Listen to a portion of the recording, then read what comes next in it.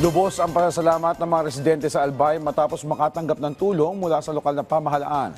Tiniyak naman ng Department of Social Welfare and Development o DSWD ang agarang tulong para sa apektado ng pag-aalburuto ng Bulkang Mayon.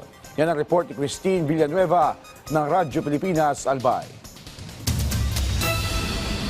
Pagkain, inuming tubig at modular tents. Ilan lamang yan sa mga paunang tulong ng pamahalaan sa mga apektadong residente ng pag-aalboroto ng Bulkang Mayon dito sa Barangay San Jose, Malilipot, Albay. Si Ate Cheryl, lubos ang pasasalamat kay Pangulong Ferdinand R. Marcos Jr.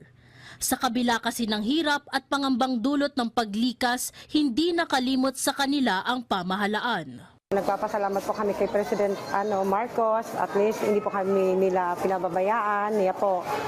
At least sinusuportahan po kami kung ano mga problema namin po dito sa evacuation center. Si Nanay Narcisa naman, hindi mapigilan na maging emosyonal sa natanggap na tulong mula sa pamahalaan. Kami nagpapasalamat na natulungan kami sa pangangailangan.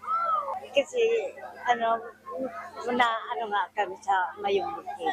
Para madagdagan ang evacuee na mahatiran ng tulong, puspusan ang pakikipag-ugnayan ng Department of Social Welfare and Development sa pamahalaang panlalawigan ng Albay, mga lokal na pamahalaan at iba pang ahensya ng gobyerno. Layunin din ng kagawaran na mapabilis ang pag-aabot ng tulong sa mga residente, alinsunod na rin sa utos ni Pangulong Marcos.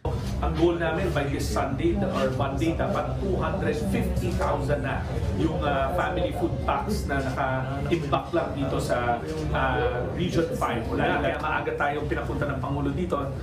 Huwag na natin antayin pa na tumaas pa yung alert level. Gusto na namin puliduhin yung magiging systems at yung proseso ng pag-relay ng pagkain. Samantala, patuloy ang mahigpit na pagbabantay ng PHIVOC sa aktibidad ng Bulkang Mayon. Regular silang nagbibigay ng mga babala at rekomendasyon upang matiyak ang kaligtasan ng publiko. Muling pinapaalalahanan ng mga otoridad ang mga residente rito na manatiling alerto, sumunod sa mga abiso ng lokal na pamahalaan at iwasang bumalik sa mga danger zone upang matiyak ang kaligtasan ng lahat. Mula rito sa Albay, para sa Integrated State Media, Christine Villanueva ng Radyo Pilipinas, Radyo Publiko.